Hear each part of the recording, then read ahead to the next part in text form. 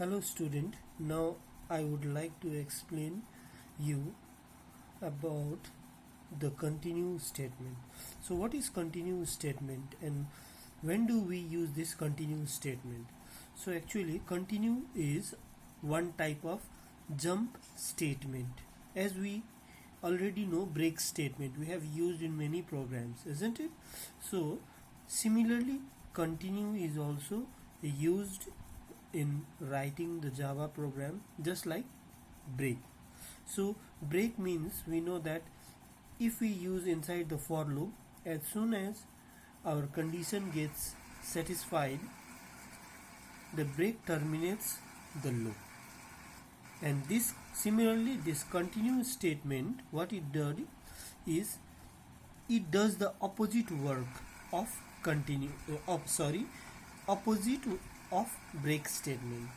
Means break means it will terminate and continue means it will again go to the starting, it will go to the starting of the program. So for example, see out here I have written one small program. So int I equals to 0. Okay, the initial value of I is 0. Now see, while I is less than equals to 10, I is less than equals to 10. So the value of I is how much? 0. So 0 is less than equals to 10. Yes, so get inside. Now I plus plus.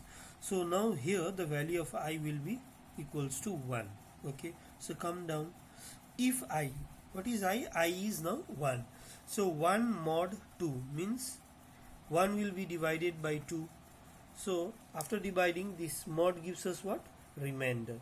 So after dividing 1 with 2, our remainder will be how much? 1. So that means, is 1 equals to 0? No. So if false, so it will not enter inside this if. So it will come out to the next statement. As I have told you that whenever we are using loop or if statement, if we write more than one line, if you want to write more than one line, so that has to be written within the brace, within the bracket, curly bracket. But out here there is no curly bracket, so that means inside this if statement only one line, only one statement is included or counted. So that's why as this condition gets false, so it will move to the next statement, that is system.out.print I. So it will print the value of I is how much? 1. Okay, now go up means it will go up here. So now the value of I is 1. Present value of I is 1. So 1 is less than equals to 10. Yes, get inside. Now I, the value of I will be 2. So if 2 mod 2 is equals to 0, means 2 is divided by 2. How much will be the remainder? What will be the remainder? 0. So is it equals to 0? Yes. Then it will get inside. Continue. So this continue means it will go to the starting here. So it will go to the starting point. So that means the value of I is 2. 2 is less than equals to 10. Yes. Come here. Now the value of I will be 3. So 3 mod 2. So dividing 3 by 2, will our remainder be equals to 0? No. So it will come down. System.out.print I. So it will print 3. So again go up. 3 is less than equals to 10. I plus plus 4.